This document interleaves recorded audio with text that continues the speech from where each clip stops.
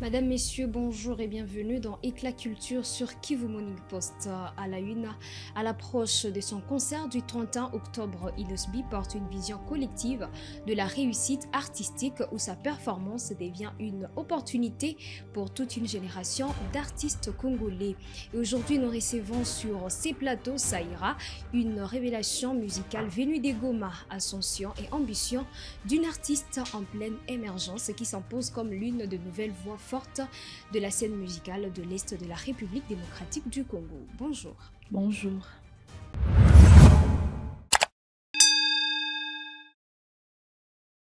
À l'approche de son concert du 31 octobre à l'Arena Grand Paris, Inosbi affirme une ambition qui dépasse sa carrière personnelle. Inspiré par l'exploit de Fally Ipupa au Stade de France, il appelle à l'unité et à une vision collective de la musique congolaise où chaque réussite devient une porte ouverte pour les autres. Pour lui, ces concerts symbolisent un tournant historique et les débuts d'une nouvelle ère pour toute une génération d'artistes. Dans cette dynamique, l'artiste cite notamment Gazmawet, Gali Garvey et Rebuchulo, estimant que son passage sur cette scène doit créer un effet d'entraînement. Il défend une industrie fondée sur la solidarité plutôt que la rivalité, convaincu que 2026 marque le renouveau de la musique congolaise après le blocage lié aux combattants et à la pandémie de Covid-19. À travers ces projets, Inosbu veut non seulement marquer l'histoire, mais surtout ouvrir la voie à toute une génération prête à conquérir les grandes scènes internationales. Après avoir marqué l'histoire avec ses 2 soirées consécutives au Stade de France, Fally Ipupa enchaîne sans relâche et fixe déjà un nouveau sommet. L'artiste annonce un double concert au Stade des Martyrs, une date à la Tout Arena le 25 octobre ainsi qu'un passage ambitieux à Bruxelles. Plus qu'une tournée, c'est une démonstration de puissance artistique et de constance au plus haut niveau. L'Aigle refuse de descendre et inscrit son parcours dans une dynamique d'expansion internationale portée par une carrière de plus de 20 ans désormais couronnée par un succès historique. Ces 2 nuits parisiennes, qualifiées de magistrales et légendaires, ont transcendé le simple concert pour devenir un moment de communication culturelle. Entouré des figures comme Lokwa Kanza, Taïk ou encore Diamond Platnumz, Fally Ipupa a offert une vitrine mondiale à la rumba congolaise, renforçant la fierté d'un peuple, d'une diaspora mobilisée également. Entre transmission à la jeune génération et reconnaissance des icônes, l'artiste confirme son statut des locomotives d'une industrie en plein renouveau. Et au vu de cette trajectoire, une chose est certaine, les sommets n'est plus une destination mais un point de départ. Le 27 juillet 2027 est désormais dans le viseur de Gazmawet. Profitant de la visibilité offerte par Fally Ipupa au Stade de France, l'artiste congolais a annoncé son ambition de se produire au Stade de Martyrs, une enceinte mythique de plus de 80 000 places. Loin d'un simple effet d'annonce, ces projets s'inscrivent dans une vision assumée, celle d'une nouvelle génération d'artistes prêtes à repousser le limite et à inscrire la musique congolaise dans une dynamique de conquête de grandes scènes. Déterminé à relever ce défi, Gazmawet mise sur une préparation rigoureuse et un répertoire déjà riche en succès, avec des titres comme 500, Effondi ou encore Moissi à Congo. En visant cette scène emblématique, il ne cherche pas seulement à confirmer son ascension, mais à marquer un tournant dans l'histoire musicale nationale. Plus qu'un concert, ces rendez-vous annonçaient ses profils comme un symbole d'audace et de renouveau pour toute une génération. Installé à Paris, le patron de Wenga Music à Maison Mère, alias Sowe Ranson, Guillaume Makanda, peaufine son nouvel album intitulé Moroté, annoncé comme le 4e opus de sa carrière solo. Entre modernité et racines, il promet un projet ambitieux mêlant rythme varié et influence internationale tout en restant fidèle à l'ADN de la rumba congolaise. Selon son équipe, cet album pourrait s'inscrire dans la lignée des Kibui Sampimpa et séduire un large public. Au-delà du studio, Werenson renforce également son aura sur les plans diplomatiques et culturels. Lors de son séjour parisien, il a été reçu à l'Assemblée nationale française par le député Bruno Fatch en présence de l'ambassadeur Émile Ngoï Kasongo. Les échanges ont porté sur des projets culturels et humanitaires illustrant la volonté de l'artiste d'étendre son influence au-delà de la musique avec Moroté. Werenson ne signe pas seulement un retour artistique, il affirme une vision globale entre héritage, innovation et engagement. Moïse Billet annonce une nouvelle étape majeure de sa carrière avec un concert prévu à l'Accor Arena le 22 novembre 2026, surnommé La Réserve de l'Éternel. Le pasteur et chanteur gospel congolais promet une soirée monumentale de louanges et d'adoration au cœur de Paris, marquant ainsi une consécration internationale pour son ministère musical. Dans la continuité de cette dynamique, un rendez-vous est également annoncé à l'Arena Grand Paris où l'artiste prévoit de rassembler ses fidèles autour d'un concert de prière, de louanges et de communion spirituelle. À travers ces grandes scènes européennes, Moïse Billet confirme sa double identité des pasteurs et d'artistes et renforce son influence dans le paysage gospel francophone porté par une communauté fidèle en République démocratique du Congo et dans la diaspora. Originaire de Goma, Saïra s'impose progressivement comme une voix montante de la scène musicale de l'Est de la République démocratique du Congo. Nourrie dès l'enfance par les chorales de l'école du dimanche, elle transforme cet héritage spirituel en identité artistique forte et moderne. Son parcours prend un premier tournant en 2022 lorsqu'elle atteint la finale de Glory Talent avant de confirmer son potentiel en 2024 au foyer culturel de Goma où elle s'imprègne de nouvelles influences.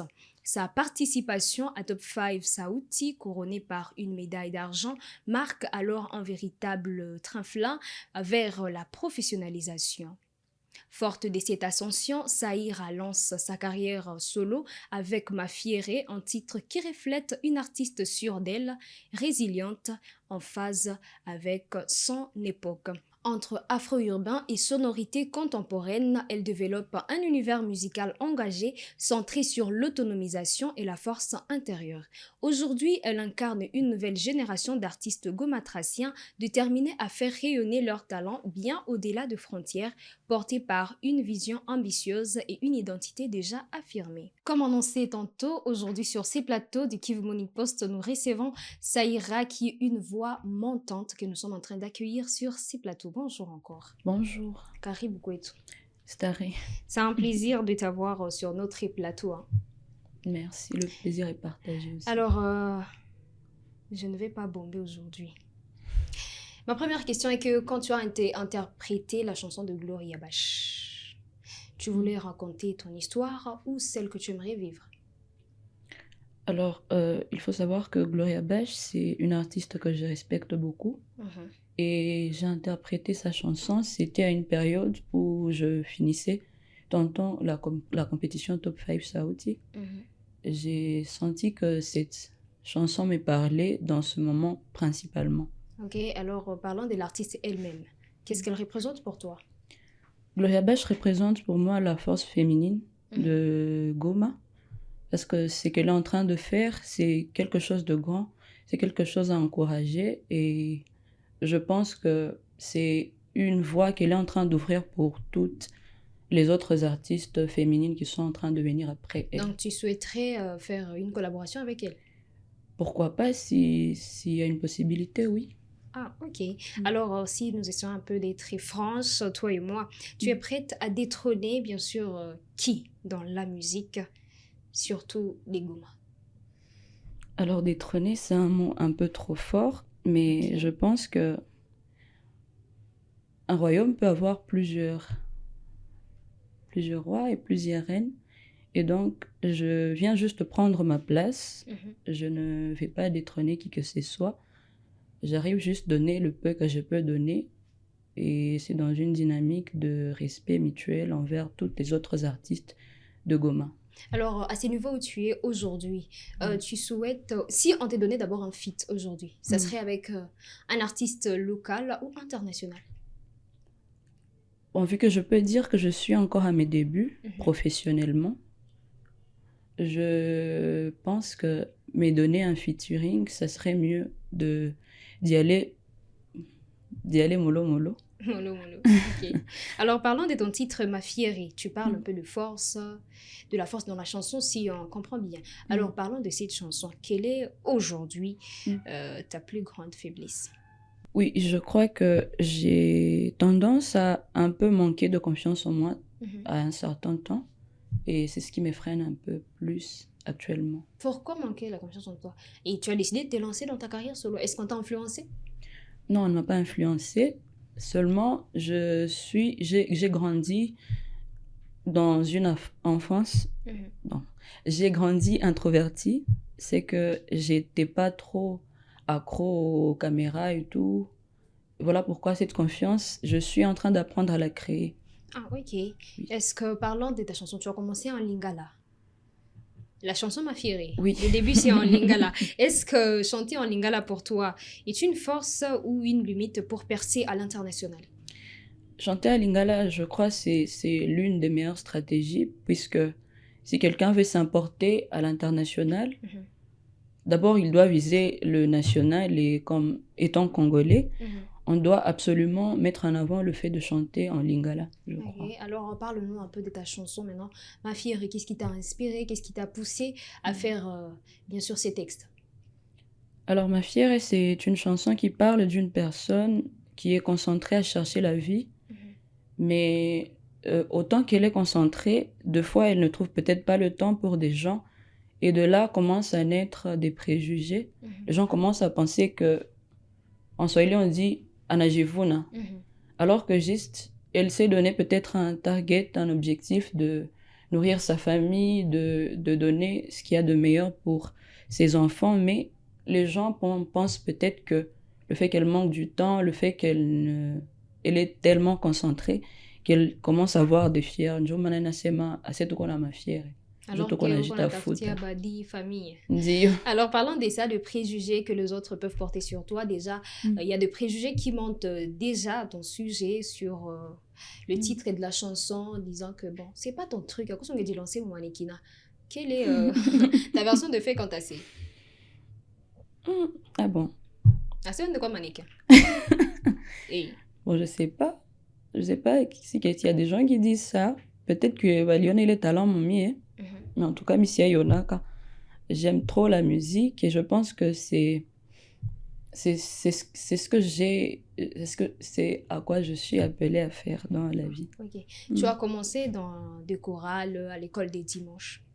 Tout artiste ou la majorité des artistes de Goma bote banandia comme ma chorale. Alors qu'est-ce que toi tu penses apporter des différents? Parce qu'ils commencent dans des musiques gospel, à la chorale, ils chantent à l'église. Après ça, non. Je vais me lancer dans une carrière solo, à Nenda mon profane, ou Yakiduni, on peut appeler ça comme ça. Bon, moi, m'être lancée dans le profane, comme on le dit souvent ici chez nous, c'était pas dans une dynamique ya kusema que mina acha kanisa.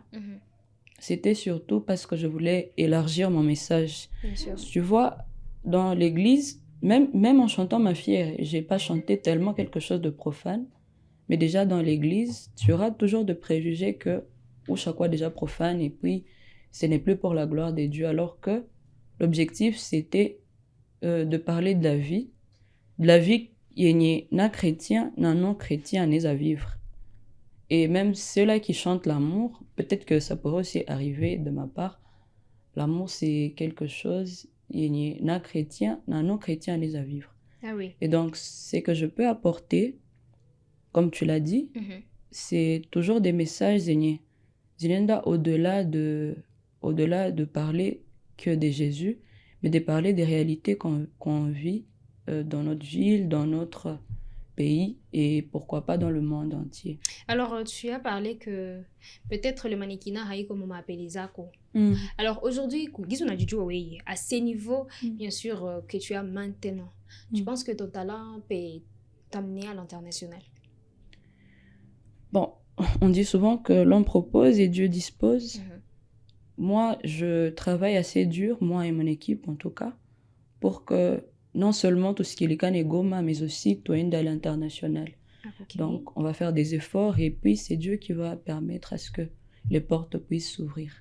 Alors, entre la foi et la musique commerciale, il y a des limites. Tu peux chanter, ta carrière solo, tu continues à avancer, tout en servant Dieu à l'église. Bon, servir Dieu, deux fois. Moi, je pense que servir Dieu, c'est pas seulement que chanter à l'église, mais c'est surtout d'incarner aussi les valeurs morales qu'on nous enseigne à l'église. Donc, je peux ne pas chanter à l'église actuellement, mais en incarnant les bonnes mœurs dans mes chansons, je crois que d'une manière ou d'une autre, je suis en train de servir Dieu. Ah, ok. C'est super, vraiment. Alors, une dernière question. Quelle est cette vérité que personne ne sait sur toi, surtout tes fans? J'aime trop manger.